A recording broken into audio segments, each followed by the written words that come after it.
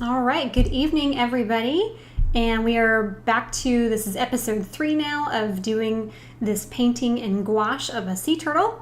And you can follow along if you haven't gotten started. There are 2 previous episodes to this evening session, and you can follow along by using a reference photo that I have that I got from, I think it was Unsplash or Pixabay.com, and a line drawing that you can use to trace onto your painting surface. You can find both of those downloads on my website at www.jhillfineart.com/tutorials.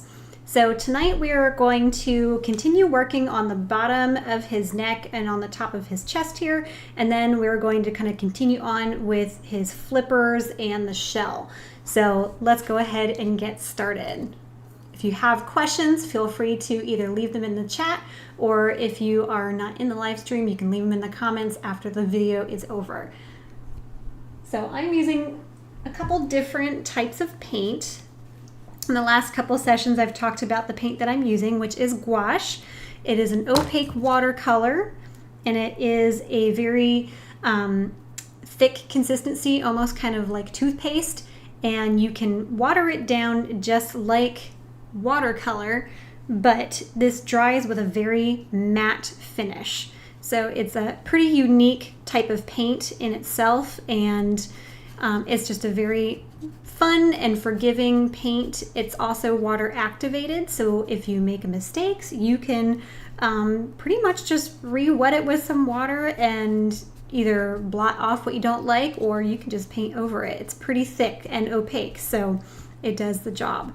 So I am just mixing a couple of colors here on my palette. I'm using a lot of teal, goldenrod colors, white, ash blues, ash greens, a little bit of sienna.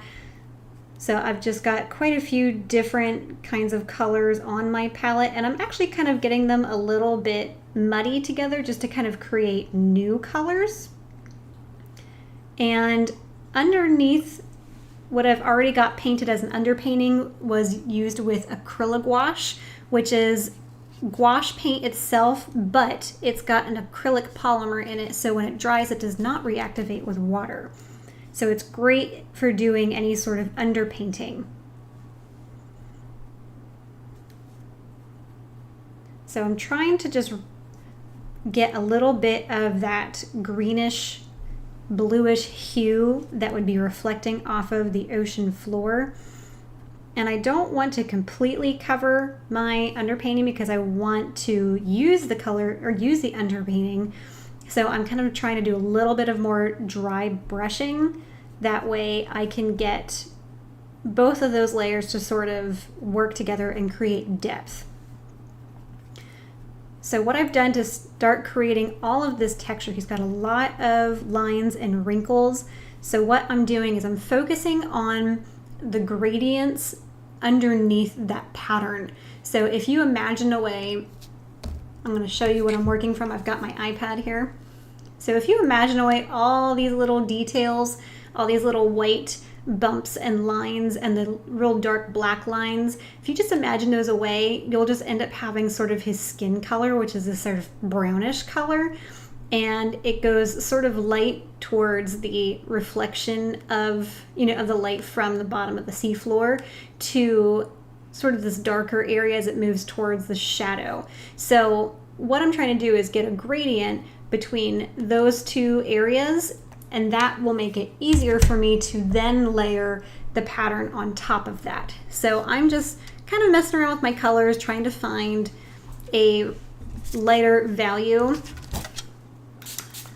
So I also have a water bottle here, which I am consistently spraying my palette with because gouache paint dries extremely fast. And you do have to sort of work quickly with it.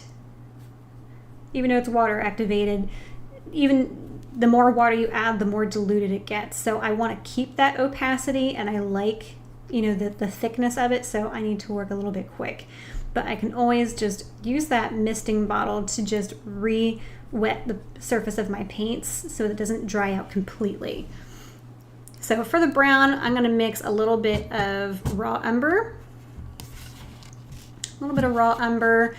and Looks like I picked up a little bit of white from that, of something that was dried on my palette. So I think that it's a little too brown. I'm gonna put just a pinch of this yellow ochre in it, just to bring it to more of a yellow tinted brown. Now these little spots down here, I'm okay if I just paint over them. They were just sort of a guide of where some of those spots live. And if you have your line drawing handy, you can always go back and reference that so you can figure out where some of those pattern shapes live. I'm just going to slowly blend this together. Let me make sure that this is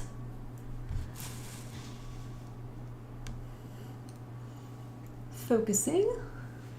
There we go. And also I'm going to double check my mic, because last time my mic was not working and it looks like it is. So, okay, good deal. So I'm just dry brushing. So when you're dry brushing, I'm really just skating the surface of the texture of the paper, and just it's sort of just picking up lightly the paint off of the brush. So it kind of has more of a broken line effect. And then you have dry brushing.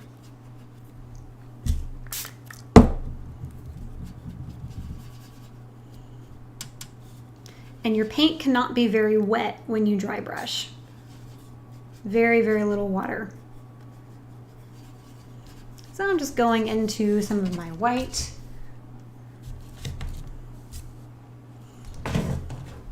Mixing a little bit of a lighter teal color.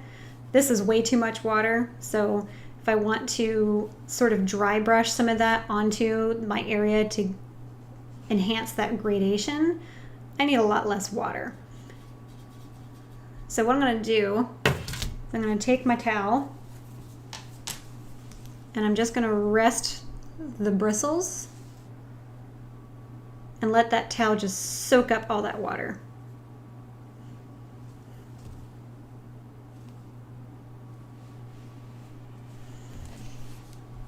Then I can go and dry brush it.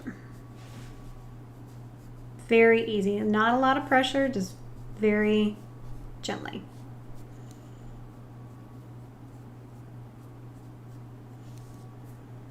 And I'm gonna kind of, this value is a little too dark for back in here, so I'm gonna take a little bit of this ash green, a little bit of ash blue. I'll slide this over so you can see what I'm mixing here. A little bit of ash green, a little bit of ash blue. I'm gonna mix that in with that same teal color that I had. Make it more of a grayed out version. Let the towel soak up a lot of that water. And I will continue on with some dry brushing. Don't want a whole lot. I don't want to overdo it. A little bit can go a long way.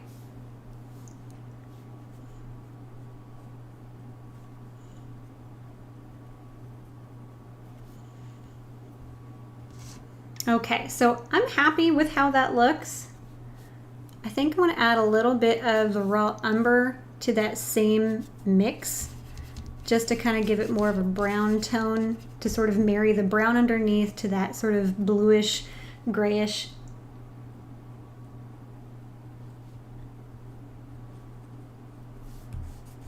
Just maybe smudge a little bit with your finger.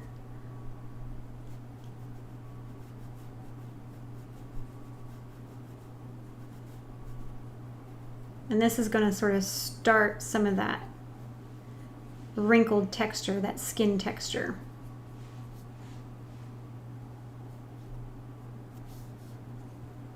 All right, I'm going to go ahead and wash out my brush. And let's start capturing a little bit more of those skin patterns. So I'm going to take a round brush. This one is a number 2. It's a Princeton Velvet Touch, this line. I like this paintbrush. It's a good paintbrush line. I'm going to go into a little bit of that sort of milky white teal color. And dab off a little extra water onto my towel. I'm just going to find areas to kind of scumble in. If you don't know what scumbling, you're just scrubbing with the brush. And yes, that is an actual art term, scumbling. Just letting the paintbrush just dance around. But I am trying to look for groupings of the pattern on his neck. So some of the groupings look a little bit linear, some of them look more like polka dots. So try to just imagine the shapes into organized groups.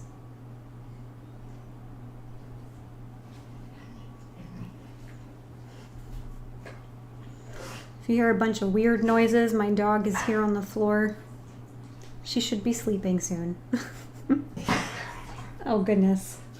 Sorry about that. She's old, she's 14.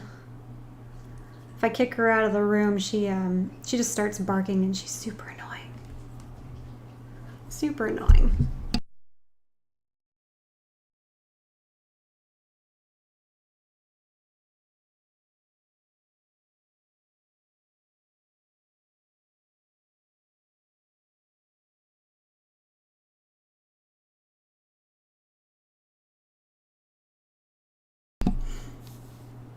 All right, so I'm gonna go back in, grab a little bit more of that same color, just dab my brush off a little bit. So right here, there's a little bit more of some round spots, and some of them are a little elongated, more like ovals, but they're kind of random, but they are a little bit like brick-laid, so to speak.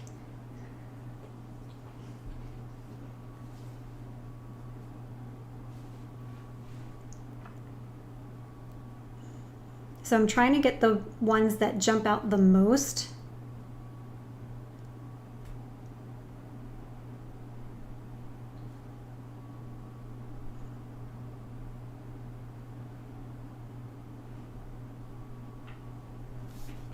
There we go. I'm going to add a little bit more white to my mixture. And I'm just going to add a little bit of highlighted value to some of these spots just to kind of give them a little bit more depth. We don't want them looking too flat, so just add a little bit of extra highlights.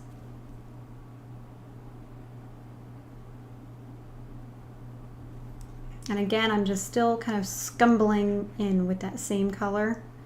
I don't have a lot of water on my brush either.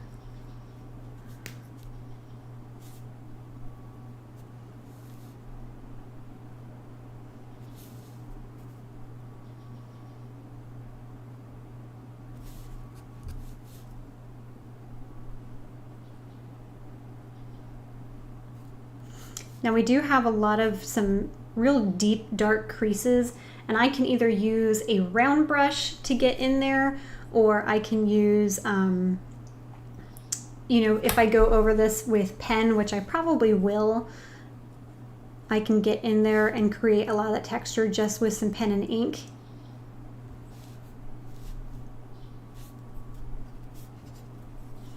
Add a little bit more water to my brush. I'm going to put some of that white right into that brown. A little bit of the raw umber mixed with some of the teal and maybe a little yellow ochre and some more white. I'm looking for a little bit of a highlight color that's going to go right on top of some of these wrinkles.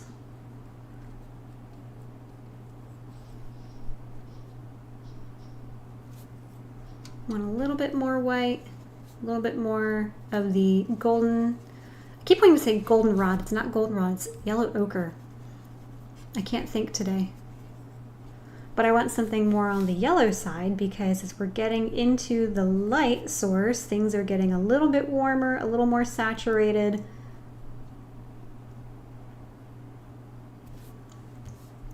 we want to make it look like he's got some sun coming in on him.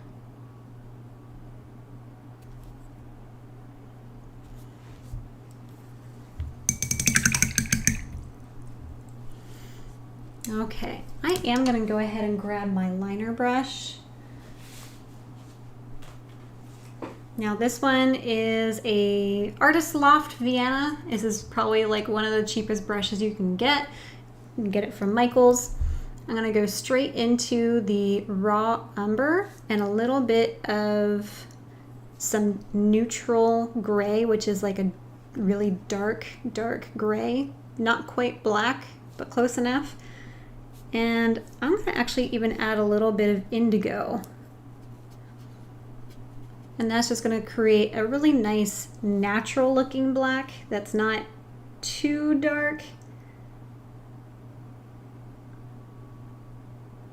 And I'm just going to kind of add in some little creases down here. Now I think my bristle is a little too thick. I think if I had a finer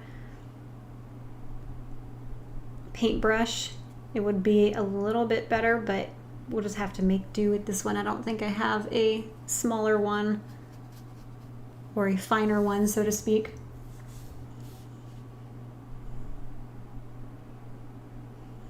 I do want a good amount of water in my mixture though, because with these small brushes, it's so hard to keep the fluidity with so very little hairs to hang on to the water. And I'm just suggesting some of these lines and wrinkles.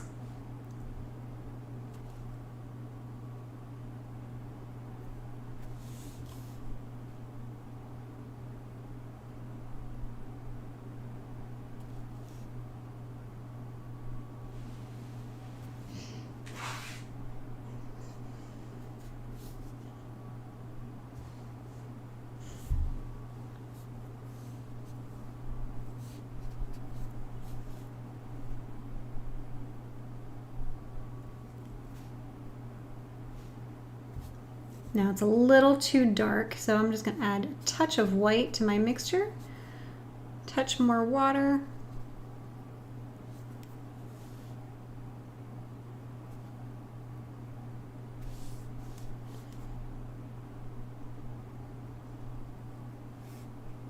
Give him maybe a couple scuffs and bumps along the,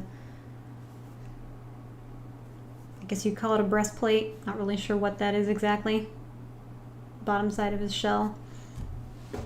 Okay, so I think I'm happy with how he looks.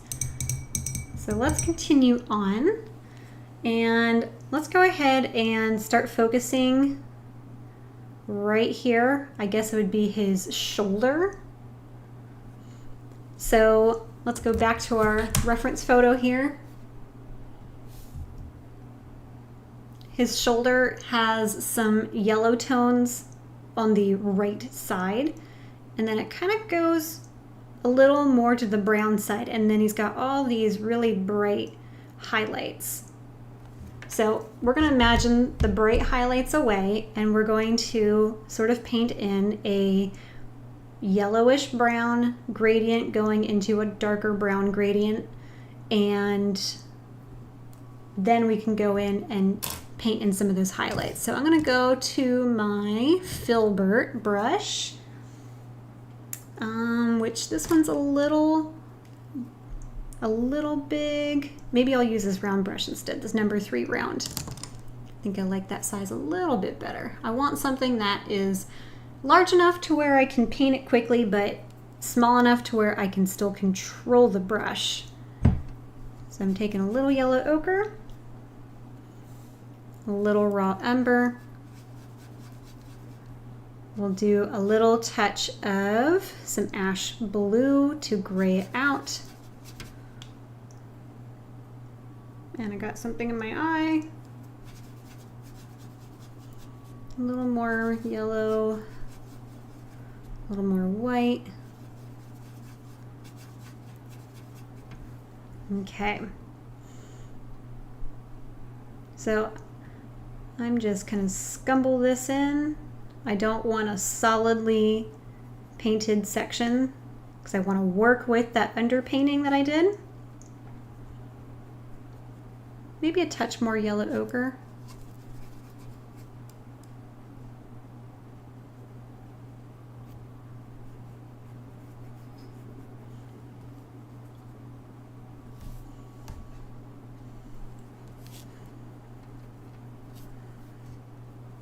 So this is going to represent the section that is in the most amount of the light source on this part of his body. So now we can start going darker. So I'm going to go right into that raw umber, really brown it out. I did not clean my brush off. I'm just using the sort of the dirty color. And I'm just going to scumble in some of this darker brown color.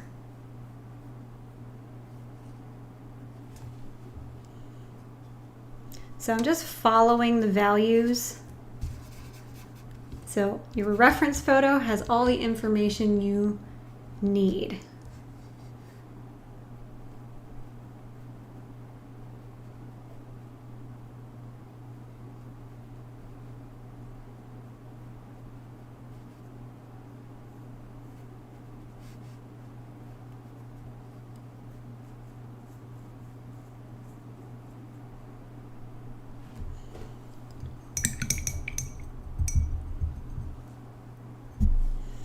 Okay, now with my clean damp brush, we can just blend this in just a little bit.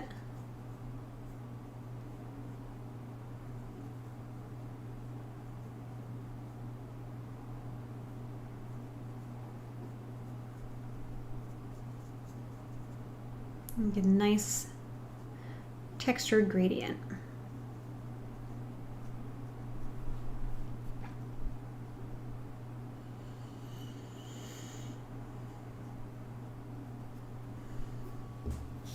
I'm going to go right into some of that neutral gray. I'm going to mix it with a little bit of that raw umber to make a real dark value. And I'm going to go ahead and just scumble a little bit of that in.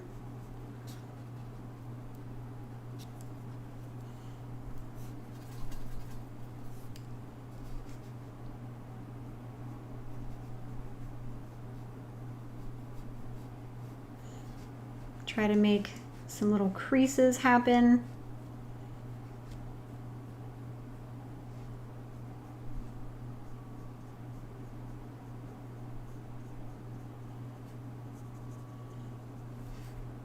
Just remember, we are going for suggestion. We don't need to be super realistic, capture every single detail.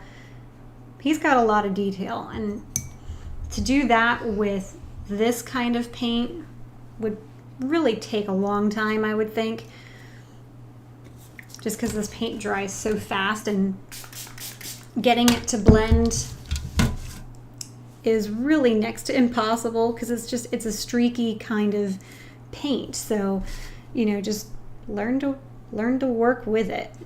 Let it do its own thing and be flexible.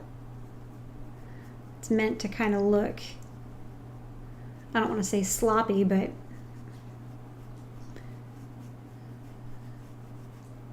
more expressive. I'll go into a little bit more white here and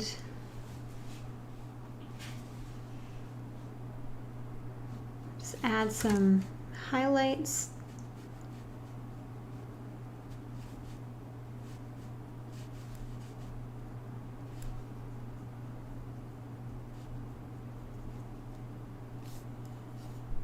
I'm going to switch to a flat-edged bristle brush because he's got a lot of sort of geometric looking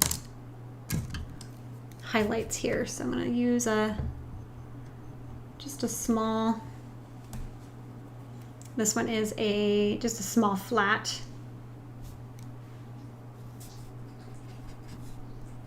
I'm going to go right into a little bit of that yellow ochre with the white. And I'm changing the angle of my brush so I can get straight lines sort of going in different directions. Sort of like a crisscross.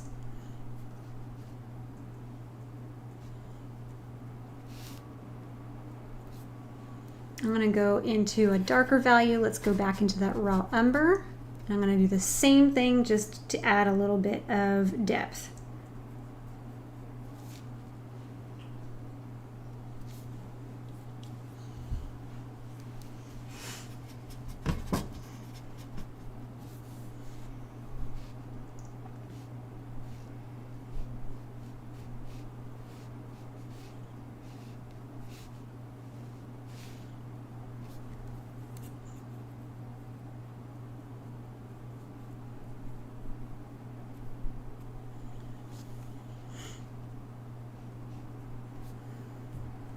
All right, now I'm starting to kind of see a little bit of some sienna, some burnt sienna. So I'm going to go in to that, grab some of that color and kind of do the same thing. Just add in some touches of that more reddish tone, just to kind of give it a little bit more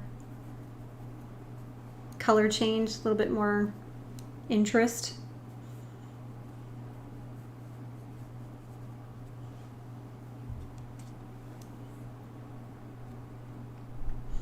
So we also have this little section here and this little section there. So we can just kind of scumble in a little bit of value. So it's behind that piece of seagrass, so it's going to be pretty dark.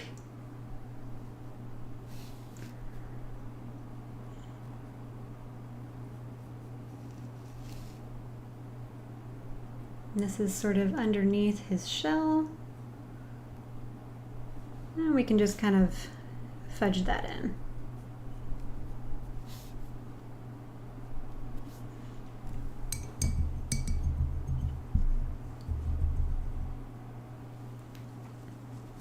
All right, let's see. Let's get that last little corner there. Right about there. Those little, every time there's like a little blank spot, doesn't matter. I have to get it. It's like an OCD thing.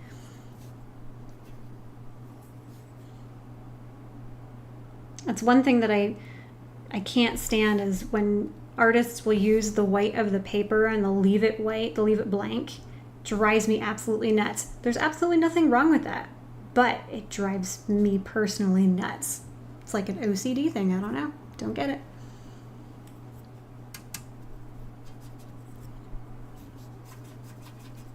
All right, getting a little bit of white. I'm going to mix a little bit of that yellow ochre.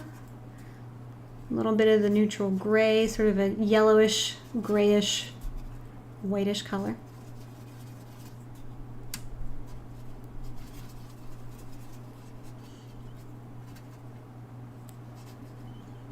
And I'm just going to get sort of the tops. I want a little bit more gray.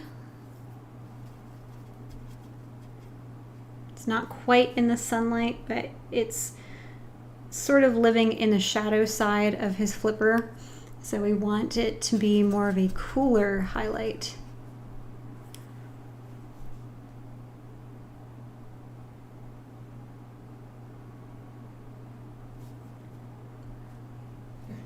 And we'll just add some in here and right up there underneath his shell.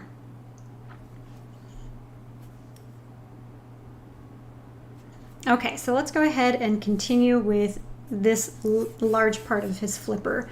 So we've already got sort of a general idea of what where we're going with it. And the spots on the front are a little bit more sienna-ish, where the ones on his back are more of a sort of a hazy kind of brown color. So I'm going to start with the ones up front. I'm gonna go to a larger round brush and spritz my palette down again. Get a little bit of that sienna, a little bit of white, a little bit of some gray to kind of gray it out. We don't want it too saturated. And we're just going to sort of dry brush. There's a few different variations of the sienna. There's a lighter version sort of right directly on top because that's facing the light source, and then as it starts to kind of curve around, it's going to get a little bit more reddish as it goes away from the light source. That didn't actually really make any sense. I feel like in my mind, I tend to see colors as being more saturated in the mid-tone section. I don't know why. I don't think that's accurate. You know, I'm not a scientist by any means, but, you know, sort of, if it's in the direct light source, it tends to be a little washed out. If it's in the shadows, then it gets a little grayed out. But if it's sort of like in the happy medium, I tend to see more of the truer color of that section. I don't know if that is accurate, but that's how I see it. And I'm just scumbling in, leaving some of those pockets of that darker brown underneath. Now let's go in with a little bit more of the burnt sienna without as much gray. So we want it a little more saturated.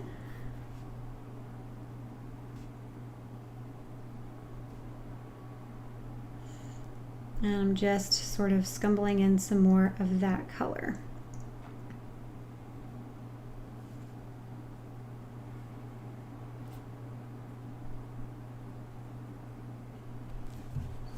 Let's get it to where you can see. Let me zoom out a little bit. There we go.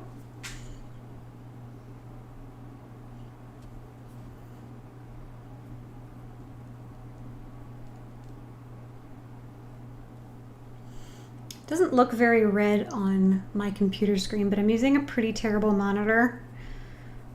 I really need to get a new one for my side screen, although it is 1080p, but you know, I guess we're kind of well past that. And as far as technology goes,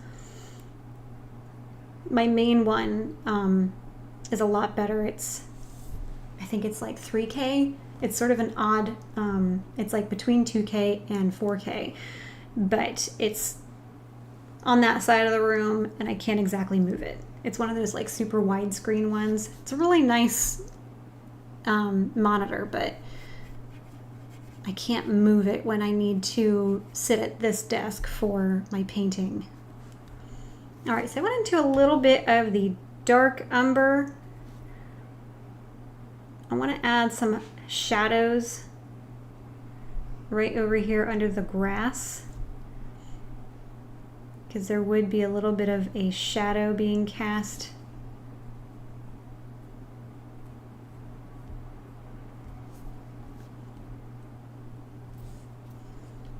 And then we do have just a little bit of some dark brown color to his pattern here. I swear these look like giraffe spots.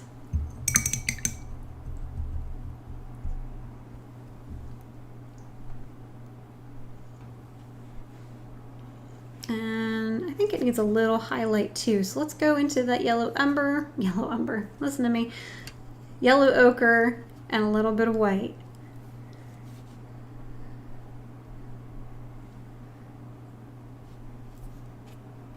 I'll just kind of smudge in a few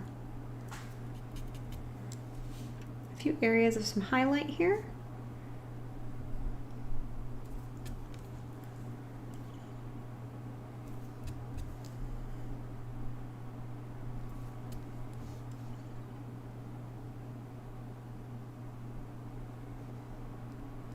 Okay, so let's go ahead and take a look at these darker spots.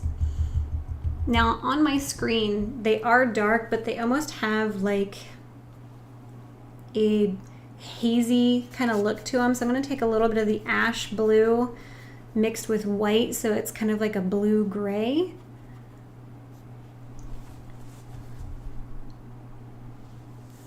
And I'm going to go ahead and just sort of brush over them. That's a little too strong,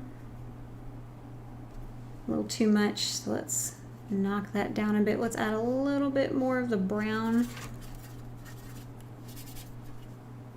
Too much water. There we go, that's better. I want to dry brush it. I still want to see, so it's still a little too brown. Let's go back a little more towards the ash blue. But I had too much water on my brush. Still too much water.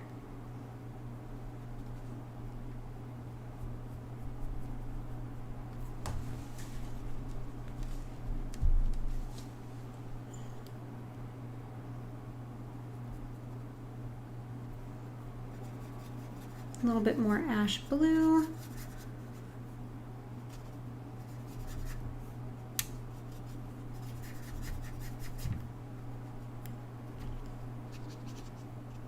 A little bit more white.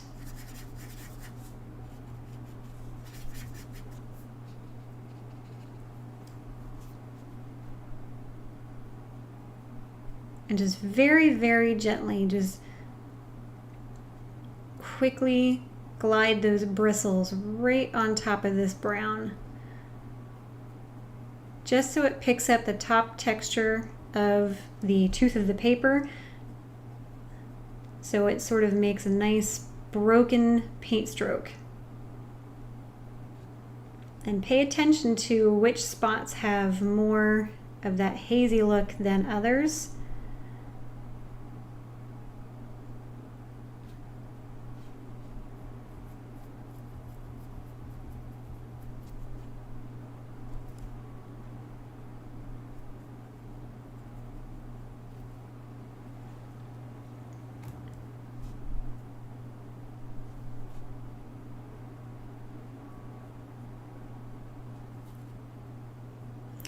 Looks like as it gets sort of towards the back of his flipper, it's not too hazy. Okay, so now we need to kind of address sort of the in-between spots.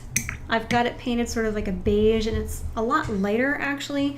So I'm going to take a little bit of the white, and I don't want to make it just white, so let's add sort of a warmer white.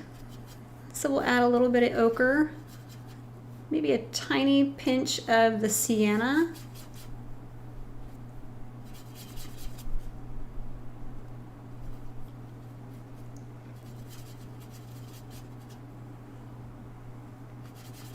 A little bit of water.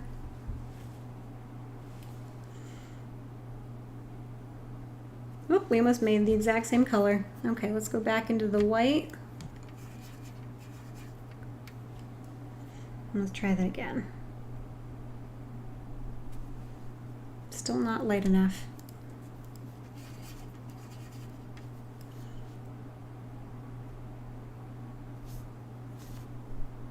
That looks better. It's pretty bright.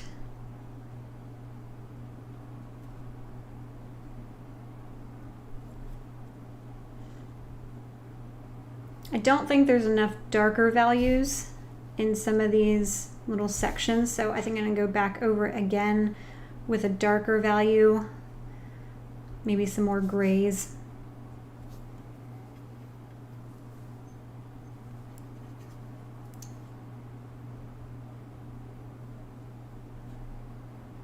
I try to aim for at least 3 values for a little section, because you need that, you know, 3-dimensionality. You need a highlight, a low light, or highlight, a midtone, and a shadow.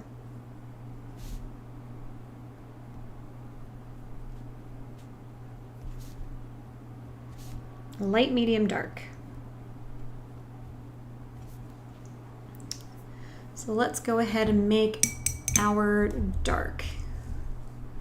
Let's go into a little bit of raw umber, a little bit of neutral gray,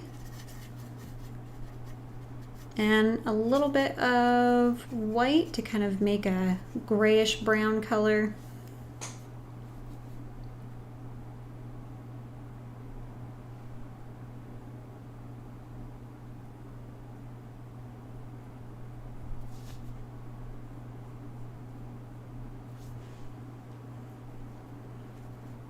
Maybe a touch more brown.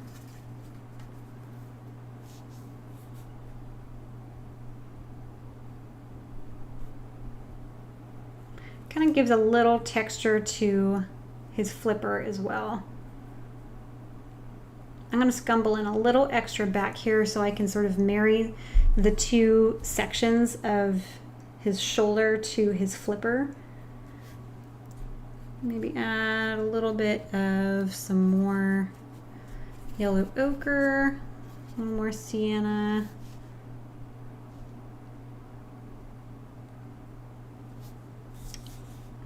A little bit of white.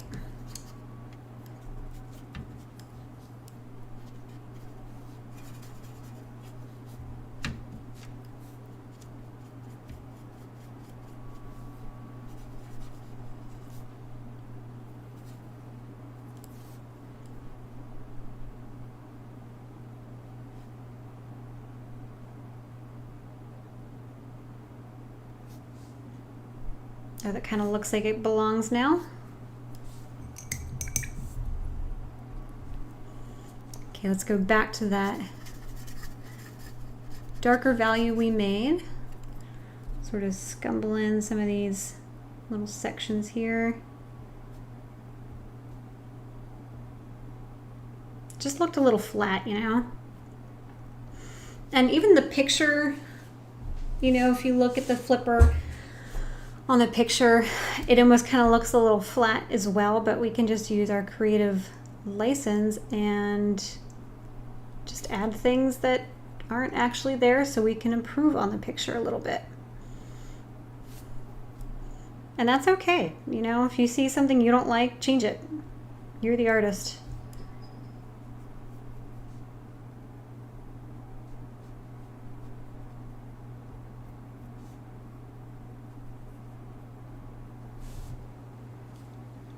Okay. Now, underneath here, I need to put a pretty dramatic shadow because this piece of seaweed is going right on top of it. So I'm going to change my brushes. I need something really soft. I'm going to use this guy right here. I'm going to make a very thin shadow color, a little bit of neutral gray, a little bit of indigo, and water. I want it to be sort of translucent.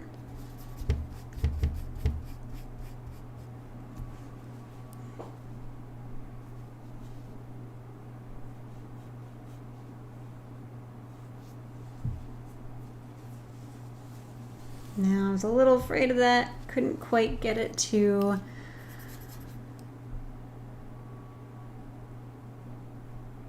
it's hard to glaze. You can't really glaze with that.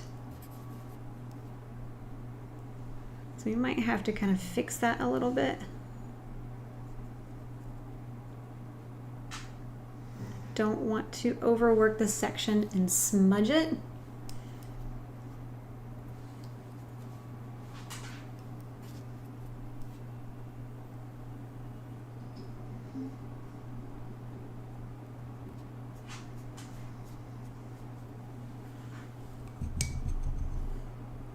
Can't really glaze with gouache. At least I haven't been able to find a way to glaze with gouache.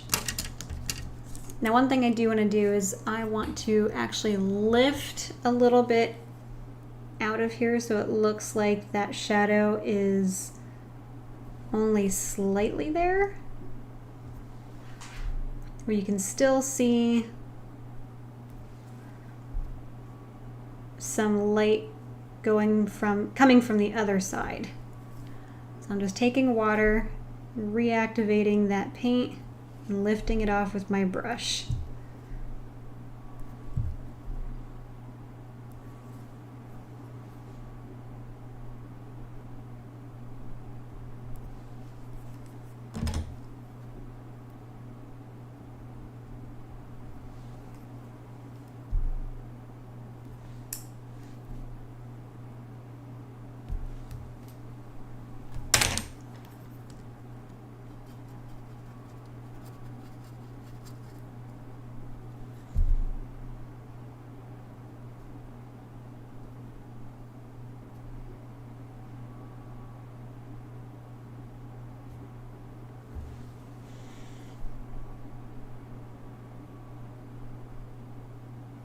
And just sort of blend that in so it looks like there's a more of a soft, very soft shadow.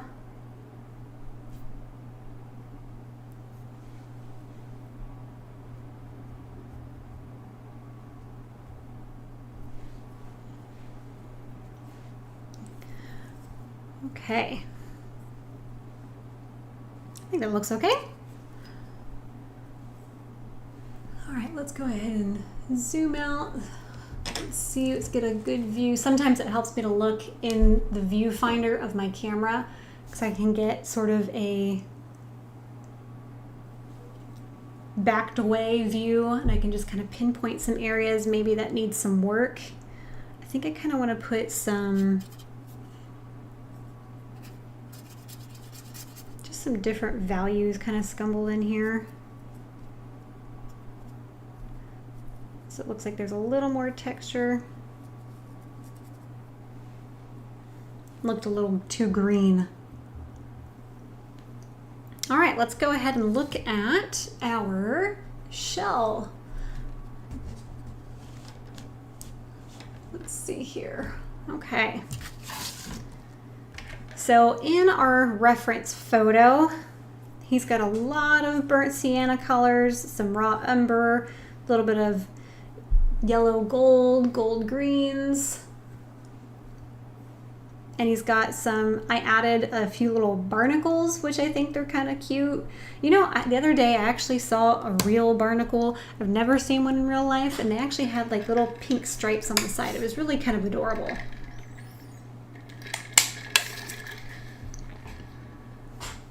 Okay, so let's work one small section at a time. So let's just start up here by his neck. Let me get my camera to focus in that section. So we've got some darks. So we'll start with the darks. We got some raw umber here. Let's mix it with a little bit of indigo. Deepen that up a little. And we will just dry brush right on top. We have another shadow too to put in. It's not going to be that dark. It needs to go a little lighter. It's a little too intense.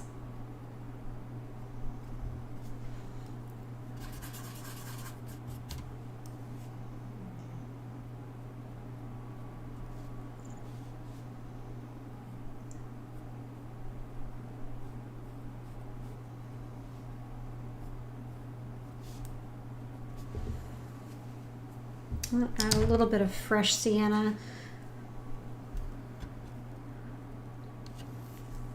I like these little tubes. This is Holbein gouache. I definitely, when I bought them, thought they were going to be bigger, especially for the amount of money I paid for them. And they came with these little tiny 5 milliliter little bottles of gouache. But they're really great if you don't have a lot of space in your bag and you're doing some plein air work. And they're really nice because you can fit them in some small trays or small tins, and the size is actually kind of quite perfect for that. But I would prefer full size bottles of gouache. All right, so just dry brushing some texture in. I'm gonna add a little bit of white to my sienna, get some lighter values. Just kind of scumble that in. That's the word of the day, scumbling.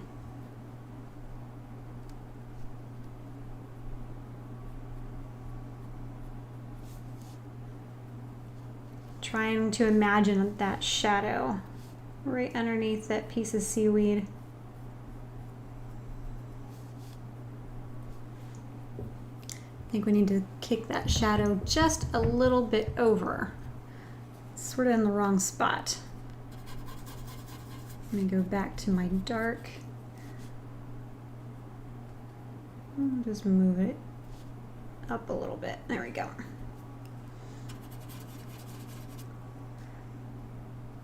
And a little bit of highlight, a little texture to the shell.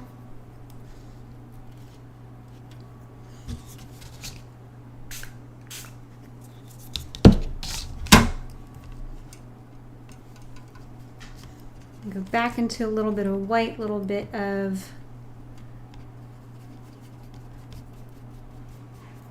why can't I say that word? Gold ochre, yellow ochre. Goodness gracious, I cannot seem to say that word tonight.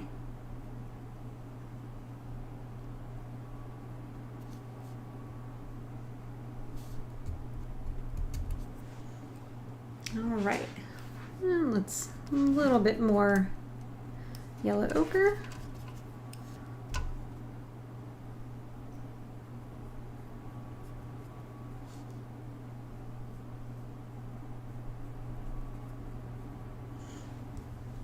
Okay, moving on. Since I got the yellow ochre on my brush already, I'm just going to go ahead and scumble some of that onto his shell over here.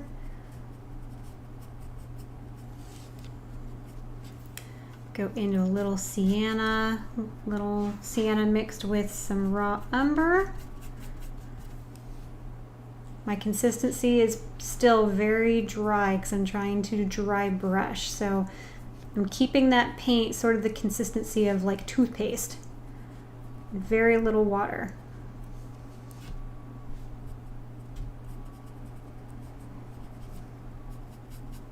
I'm just kind of scrubbing it into the surface of the paper. I'm just kind of bouncing around the same values. I'm sticking with the raw sienna, the yellow ochre, and the white for the highlights and just the general color palette.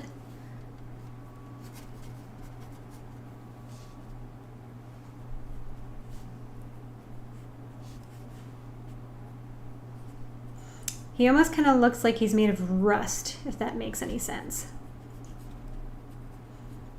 So a lot of these sort of same colors you would find if you were drawing, you know, a rusty nail or something.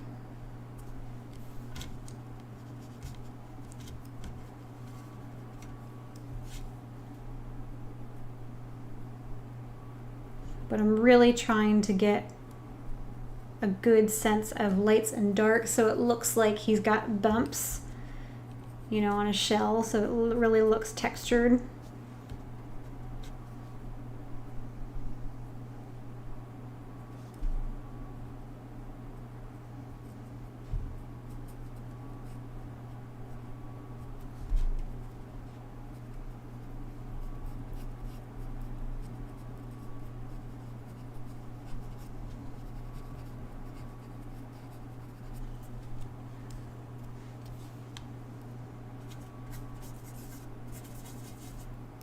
Go back into a little of the dark umber, raw umber. Just got a little bit of white into it. Just kind of scumble in right along that line where the shadow portion meets the edge of the shell here. So we want to make sure our values are right so it looks three-dimensional. I'm actually going to even add a little bit of some teal to the mix because I kind of am seeing a little bit on the sides of his shell here where it's just ever so slightly reflecting the color of the ocean floor a little bit. I really start to see it on that section right there. A little bit more of the raw ember.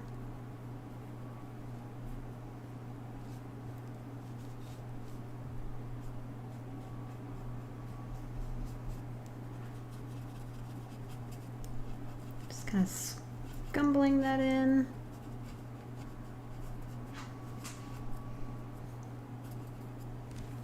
Let's get us a few highlights here. Little white, little ochre, just a drop of water. It's starting to get really dried out now.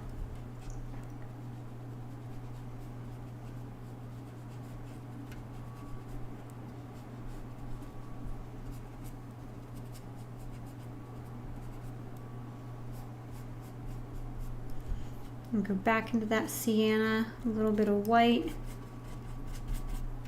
I'm going to spray my palette down again.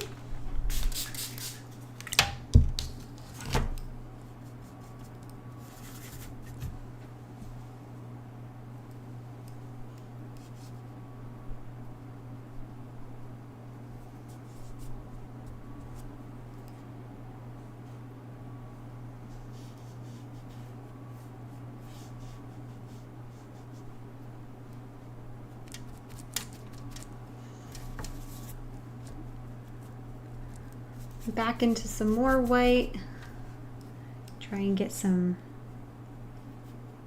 lighter values here.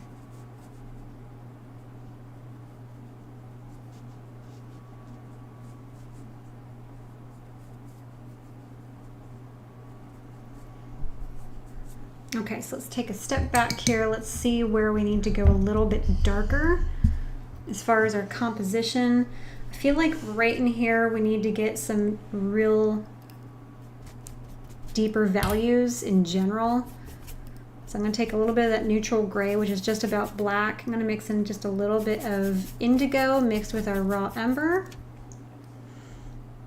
And I'm just going to very lightly dry brush some darker values right in here.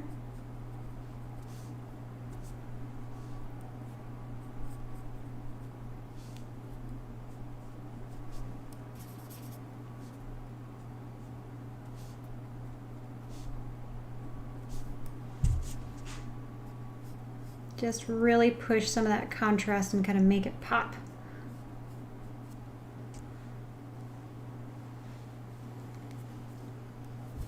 And go back into some of that teal, a little bit of white, a little bit of the yellow ochre to warm it up a pinch. And I really want to kind of make it look like there's a reflection just on this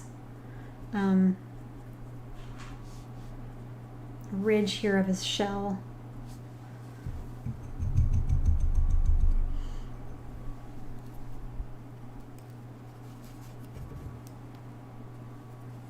It almost kind of looks like there is a little bit of a ridge just above that as well.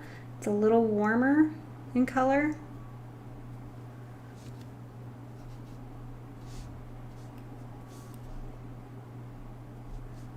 A little bit richer, more saturated.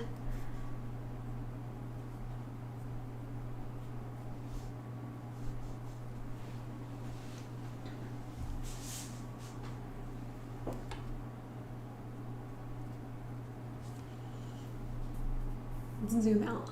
Yeah, I think that looks pretty good. Pretty good. Okay, so let's go ahead and move to the top of his shell. And let's go ahead and paint the barnacles first. Now, I do not have a reference photo of what those barnacles look like, but I can imagine what they look like. You can find a picture online if you so choose to, but for my composition, I'm just gonna kind of make it a little, you know, a little nonchalant, like you don't really notice it. It's just kind of part of the environment. So I'm going to use some very neutral tones. So I'm going to start off with a little bit of warm gray. Let's see.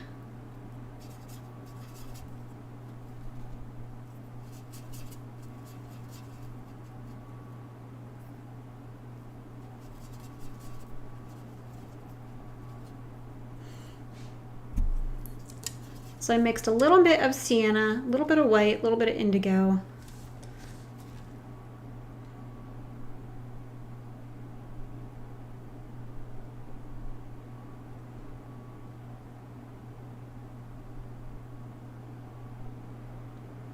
And I'm just sort of dry brushing this color right on top of the previous color that's already placed down, which is sort of that bone white kind of color.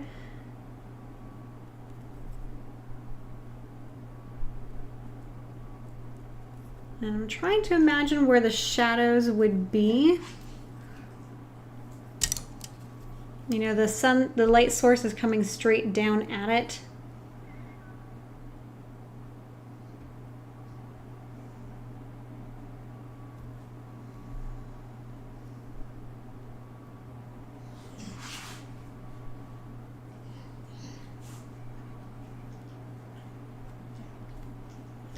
I think that looks okay. It's going to be kind of a diffused light source, I guess, or I don't even know, because it's kind of like right on top of it, so it's kind of hard to tell where it's going to be at.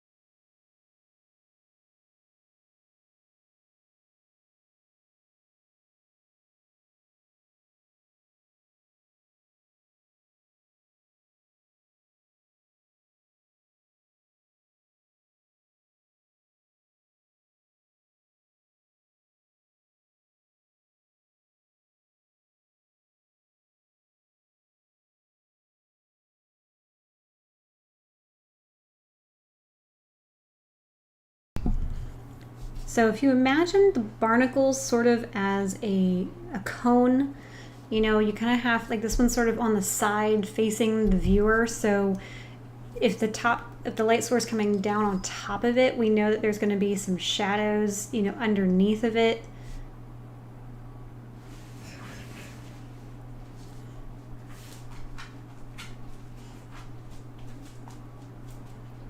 I'm just using some neutral gray and some indigo for those.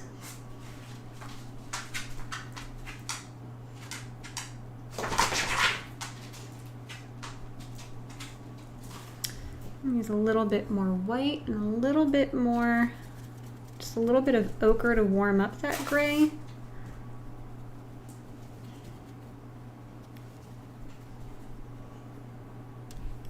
just on the inside of the tops here. It'll be a little bit lighter.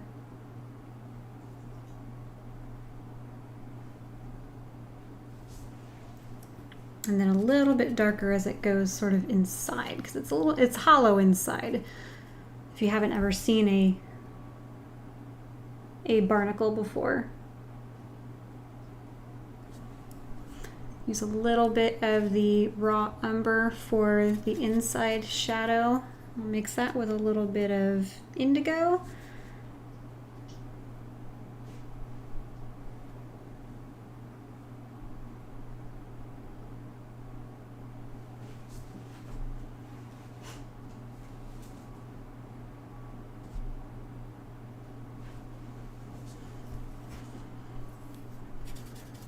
A little bit more of this raw umber.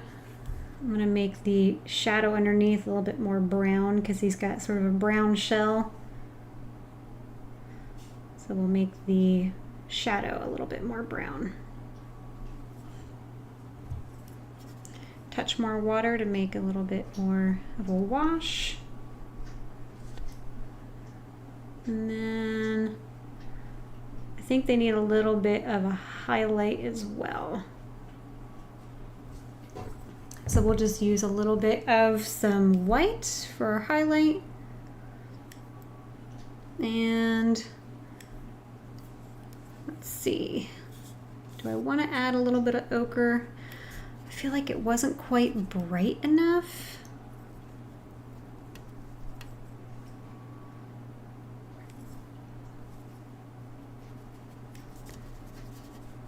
Let's see what that gets us.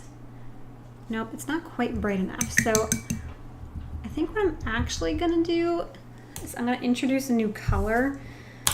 I brought out this Azo yellow. It's got a much higher chroma value or chroma level than the yellow ochre does. I'm gonna add a little bit more white to my palette because I really want a bright white, but I want it to be a bright, warm white, and the yellow ochre just isn't allowing me to do that. So if you take just the tiniest amount of white and the tiniest amount of that yellow, you're going to get a really nice, bright, pale yellow.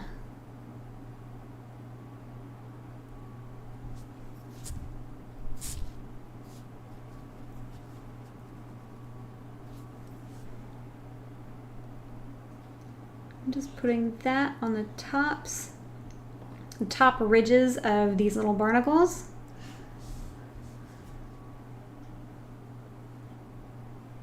That's going to give me just the right amount of oomph that I'm looking for.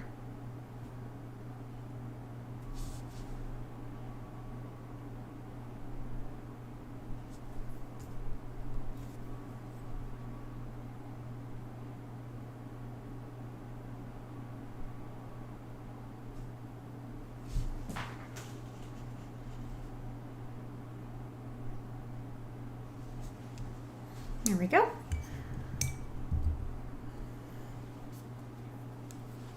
Okay, let's go ahead and finish his shell. So I'm going to go back to the flat brush here and let's go ahead and finish. Now the top of his shell has a lot of streaks going on. It's not as solid with that sienna color as we had down here. So I'm thinking, let's just even add a little bit more of the sienna color.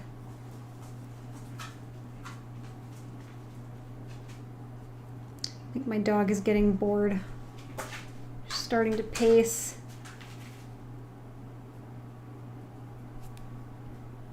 Let's add a few bits of just straight sienna.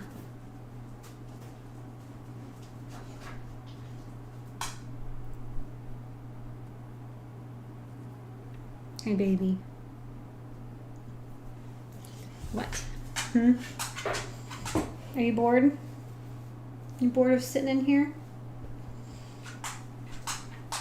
Well, someone's got to keep you company. Someone's got to keep me company.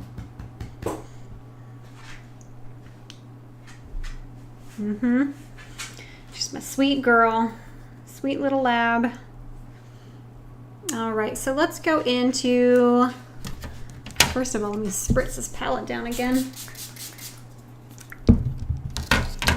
Let's go into this raw umber. And I'm gonna dry brush right in those sections where I don't have any paint going on, just to give a nice little base coat of something. We'll do a little bit of raw umber with some white, just to create another lighter value. Now I'm looking at this pattern, and it is sort of in a direction. So each section of his shell has a directional pattern in it. So be mindful of where exactly that is. In this case, it's going in this direction.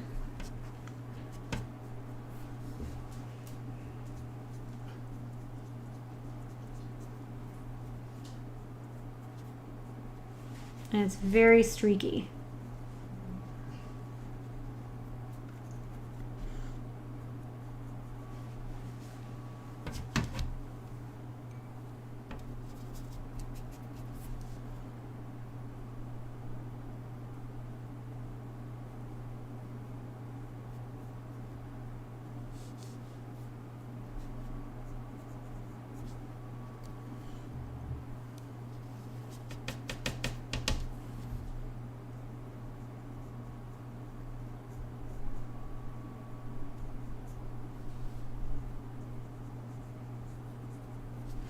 We'll clean my brush out, and we'll use a little bit of some white, a little bit of that azo yellow in it.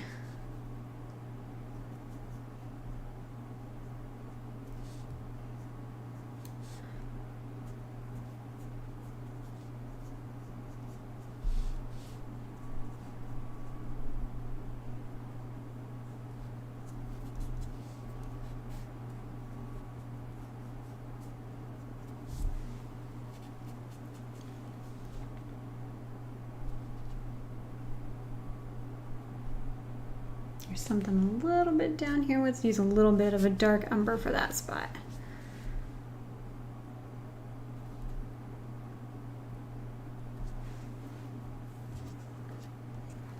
And let's see here.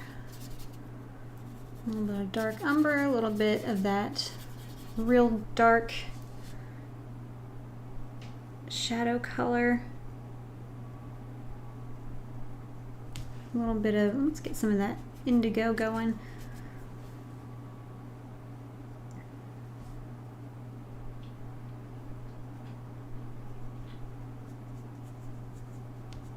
I'm just going to work that in.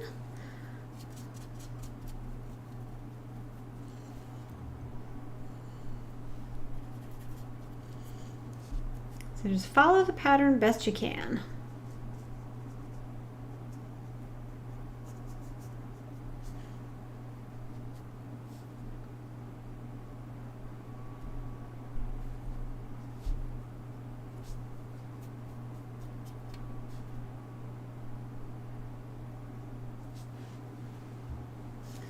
All right, last little section.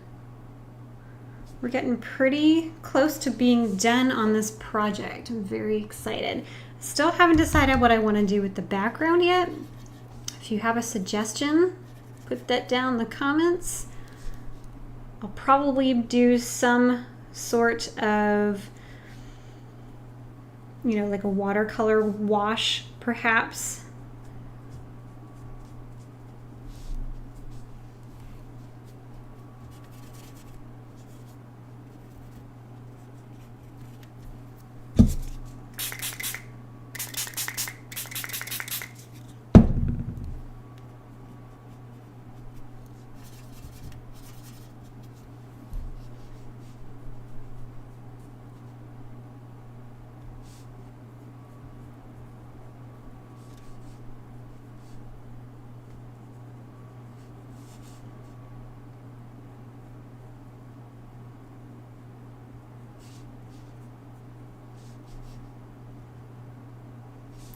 his back is quite speckled.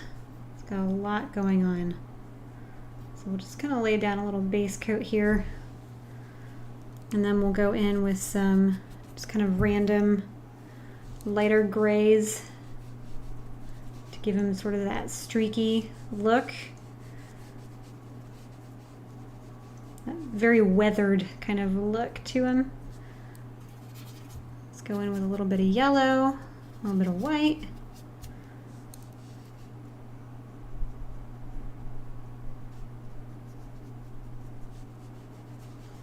Get some more dry brushing on there.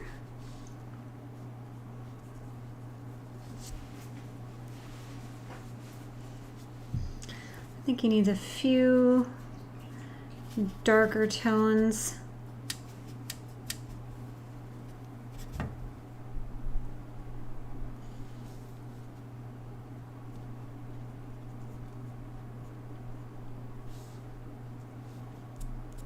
Just a few accents here and there.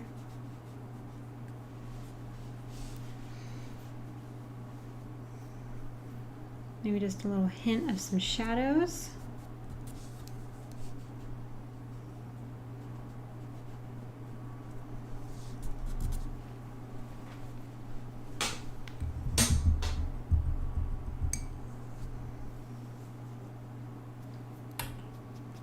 I'm kind of just layering on, you know, the texture until I just kind of get something that just feels right.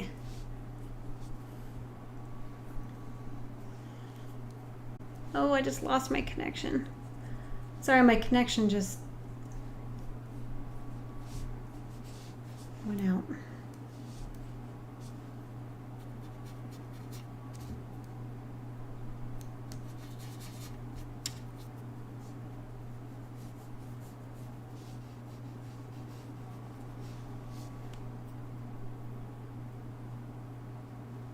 I don't know if I'm still live or if I am.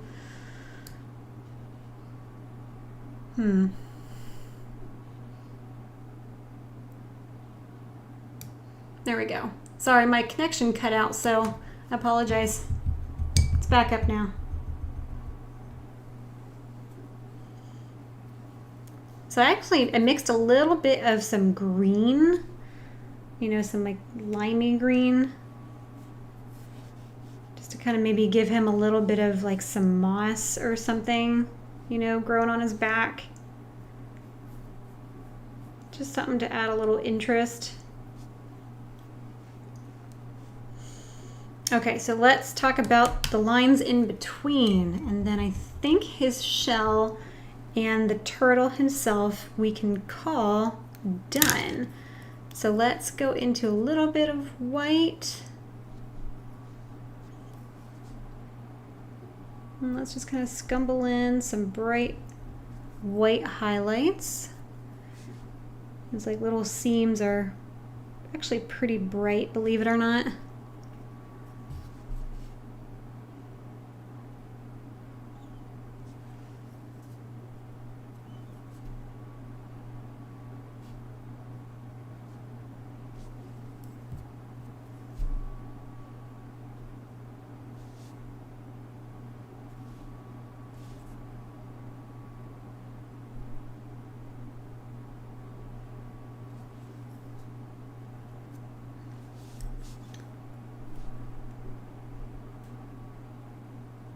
There we go.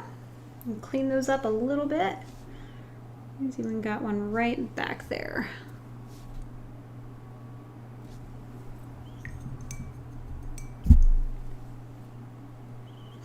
All right, let's maybe add in some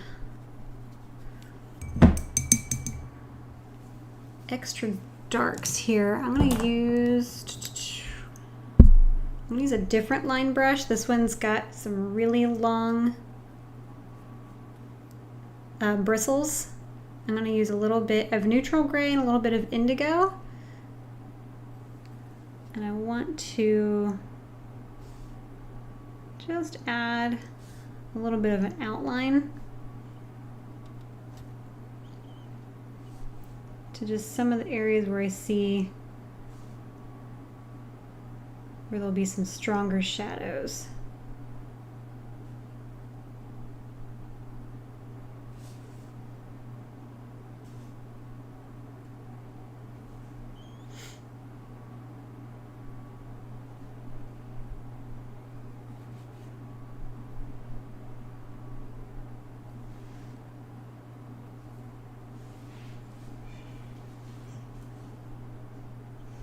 And so it's about 8:30, so it's about time for this evening, which I think we're in an excellent place to stop.